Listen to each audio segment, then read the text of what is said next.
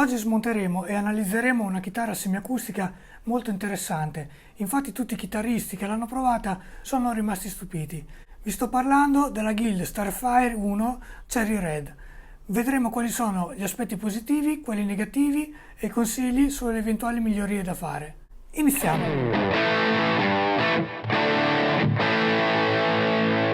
Ciao a tutti, sono Mauro, liutaio della Gaudenzi Guitar, e nel corso di questo video esamineremo ogni aspetto di questa chitarra, come la suonabilità e il design fino ai dettagli di costruzione. Scrivete nei commenti se avete mai provato una di queste chitarre e che esperienza avete avuto. Inoltre, se desiderate rimanere aggiornati su futuri contenuti, vi invito a iscrivervi al canale e a mettere un like. Alla fine del video vi dirò cosa cambierei.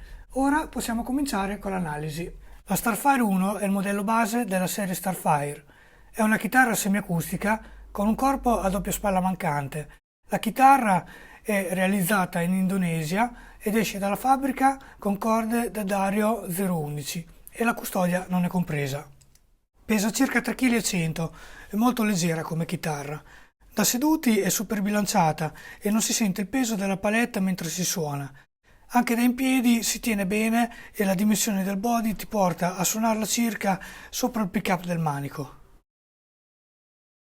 Verifichiamo i tasti, sono piuttosto allineati, in questo caso ce n'è uno leggermente più alto verso la fine della tastiera, ma si può risolvere con un piccolo intervento mirato. La scala è quella Gibson, 24,75 e i tasti sono 22. Il tasto misura circa 1,3 di altezza e 2,3 di larghezza, quindi sono tasti medium. A me personalmente piacciono molto come tipologia. Passando la mano lungo il manico posso dire che i tasti non pizzicano ed infatti sono ben lavorati nel bordo. Ora possiamo smontare corde e componenti per guardarla più da vicino.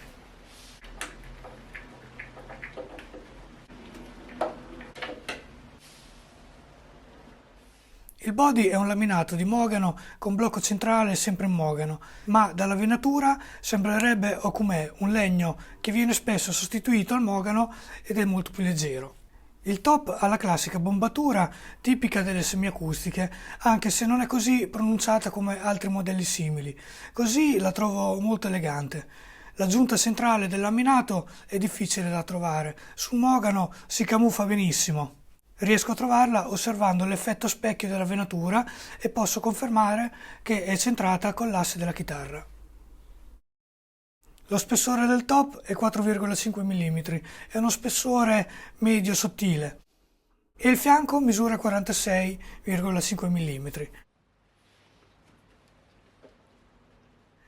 Anche il fondo ha la stessa bombatura del top, il binding è in ABS color avorio con un purfling a due strati nero e bianco che disegna un profilo pulito e lineare sul top e fondo. Le giunte sono ben fatte, anche nelle zone più complicate, e lo stacco con la tinta rosso cherry è perfetto.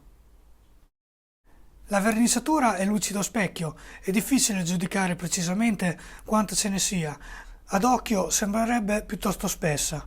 Il battipenna è nero monostrato, su queste tipologie di chitarre secondo me i tre strati nero bianco nero sarebbe più elegante. In compenso abbiamo il logo Guild serigrafato oro. Per quanto riguarda gli accessori, il ponte è il classico ABR con la lamella in acciaio che tiene unite le sellette. Il problema di questi ponti, come abbiamo visto anche nella Tokai, vi lascio il link della recensione nelle descrizioni, è che hanno molto gioco e potrebbero disperdere suono ed intonazione. Anche il filetto del perno non è precisissimo. La chitarra è equipaggiata dalla classica configurazione 2 volumi 2 toni. Nei 2 volumi abbiamo anche il push-pull, così quando andremo a sollevarli i pick-up si splitteranno da humbucker a single coil. I pomelli sono molto belli, i classici UFO neri marchiati Guild. Da qui possiamo vedere push-pull e che i potenziometri sono dei rispettabilissimi made in Corea, con normali condensatori a film in poliestere. I fili sono un po' sparsi ma saranno coperti dal battipenna, mentre il selettore è un classico a 3 vie e in questo caso lavora in senso verticale. Ora smontiamo i pick-up e cominciamo da quello del manico.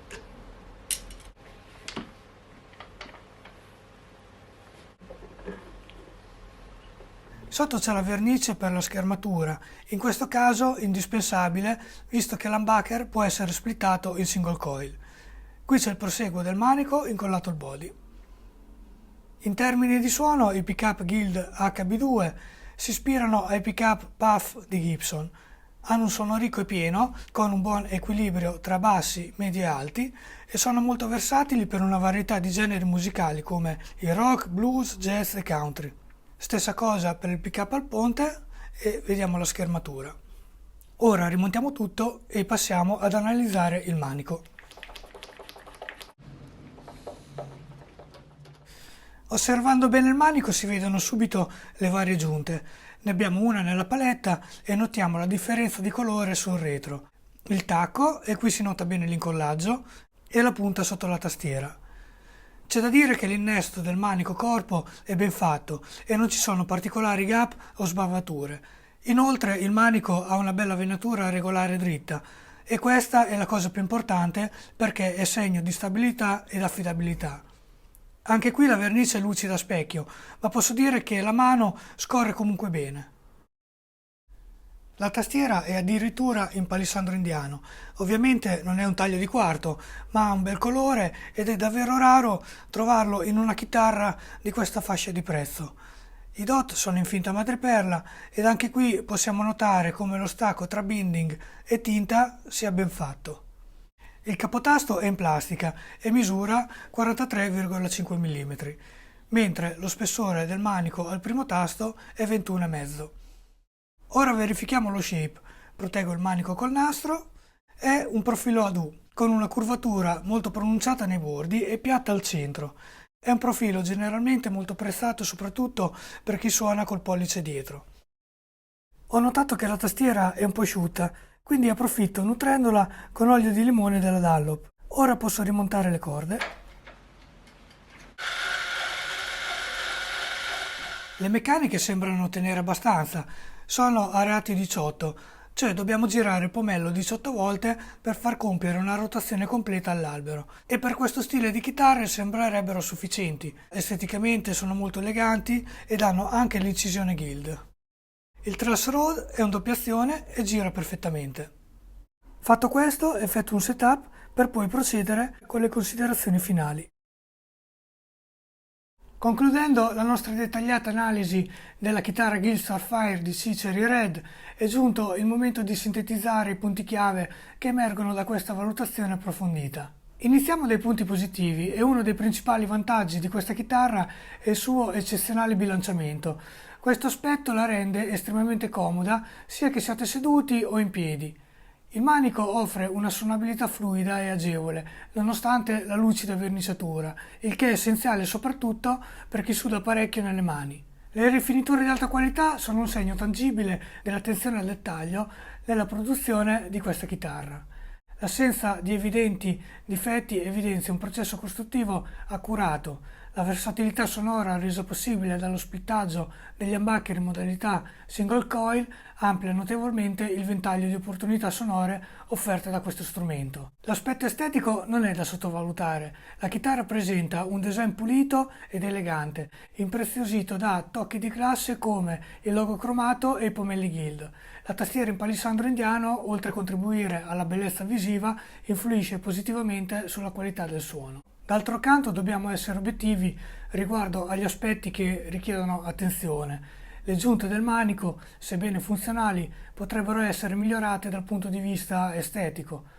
Un dettaglio come il capotasto in plastica potrebbe essere oggetto di una futura sostituzione con uno in osso e la stabilità del ponte rappresenta un aspetto che potrebbe beneficiare di una messa a punto. Prima di dire cosa cambierei, è bene notare che in questa chitarra Guild ha concentrato la qualità nelle parti importanti, risparmiando soprattutto in componenti soggetti ad usura e che possono essere sostituiti in futuro. Infatti, se dovessi effettuare una customizzazione cambierei il ponte, il capotasto ed eventualmente le meccaniche. Infine, una revisione accurata della configurazione della chitarra è essenziale per garantire il massimo delle prestazioni. Pertanto vi invito a guardare il mio video dedicato all'intonazione della chitarra, dove spiego passo passo come intonare la vostra chitarra. Vi ringrazio per aver seguito questa recensione. Se avete apprezzato questa analisi e desiderate rimanere aggiornati sulle prossime pubblicazioni e tutorial, iscrivetevi al canale e mettete un like. Un saluto a tutti, ciao!